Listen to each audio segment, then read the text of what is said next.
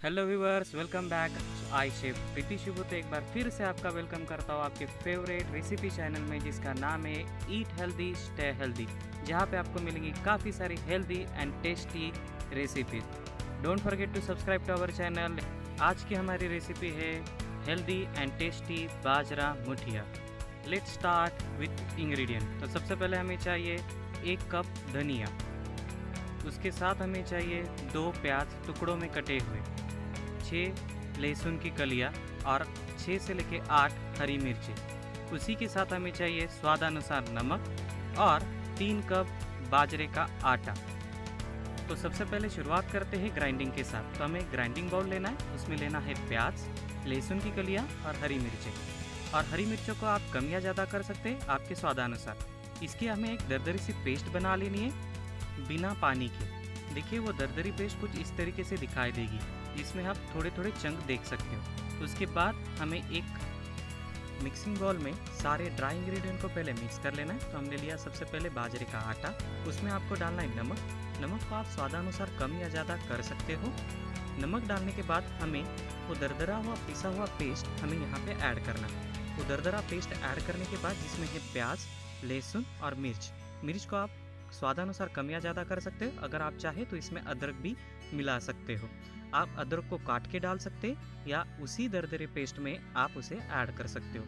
ये ऐड करने के बाद अब हमें कोरिएंडर यानी धनिया ऐड करना है, अप्रॉक्सीमेटली 1 कप। धनिया को अच्छे से धो लेना है ऐड करने से पहले, और इस पेस्ट को और इस सारे मिक्सचर को अच्छे से मिक्स करना है। पहले ड्राई मिक्स कर लीजिए और उसके बाद इसमें पानी डालिए और इसका एक आटा गूंदना। आटे की कंसिस्टेंसी वही होनी चाहिए जो हम बाकी सारे आटों के लिए करते। थोड़ा सा अगर ये ड्राई है तो कोई प्रॉब्लम नहीं, ये चल जाएगा। तो इस तरीके से हमने इस डो को नीट कर लिया। नीट कर लेने के बाद आपको इसे चेक करना है कि ये करेक्ट है कि नहीं। तो आप 2 उंगलियों से इसे प्रेस करके देखिए कुछ इस तरीके से, तो ये ओके है। तो अब हमें इसके लेमन के आकार के छोटे छोटे पीसेस लेने। इसको आपको सिलेंड्रिकल शेप देना है और शेप देने के बाद बस आपको उंगलियों से उस पर मार्क्स फॉर्म करने कुछ इस तरीके से। इसी शेप को मुठिया बोला जाता है। आप देख सकते हैं आपके फिंगरप्रिंट वहाँ पे विजिबल होंगे। ठीक है, तो इस तरीके से सारे आटे की मुठिया बना लेनी। तो सारी मुठिया बनने के बाद हमें आगे की स्टेप पे जाना। इस तरीके से वो मुठिया दिखाई देगी। ओके, तो let's proceed to the next step. तो हमने एक फ्राइंग पैन लिया। मैं प्रेफर करता हूँ आयरन फ्राइंग पैन, काफ़ी अच्छा होता है। उस पर आपको डालना है ऑयल। ऑयल डालने के बाद ऑयल को हीट होने दीजिए और उसमें सारी मुठियास को शैलो फ्राई कर लीजिए। अगर आप चाहे तो डीप फ्राई भी कर सकते हैं, पर डीप फ्राई में बाजरा काफ़ी सारा ऑयल पी जाता है, जिससे ये हेल्दी नहीं रहेगा। सारी मुठियास को फ्राइंग पैन में चलाने के बाद आप चाहे तो उसे ढक के पका सकते हो। 1 मिनट के लिए आपको इसे ढक के रखना होगा और ढकने के बाद आप चाहे तो बीच बीच में खोल के देख सकते हो कि मुठिया कैसी है। उसके बाद आपको ढककर निकालना होगा और सारी मुठिया को पलटना होगा। पलटने के बाद दूसरे साइड से भी उसे अच्छे से सेक लीजिए।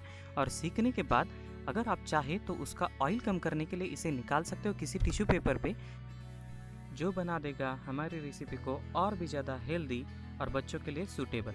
तो ये हो गए आपके मुठिया तैयार। बस इसे गार्निश कर लीजिए थोड़े से प्याज के साथ, थोड़े से कोरिएंडर के साथ और सर्व कर दीजिए। चाहे तो आप इसे सर्व कर सकते केचप के साथ या शेजवान चटनी के साथ, या आप इसे सर्व कर सकते किसी भी सूप के साथ। ये काफ़ी टेस्टी लगेंगे। अगर आप चाहे तो इसके ड्राई वर्जन के साथ वेट वर्जन भी बना सकते हैं, जो हम आपको दिखाएंगे अगली बार।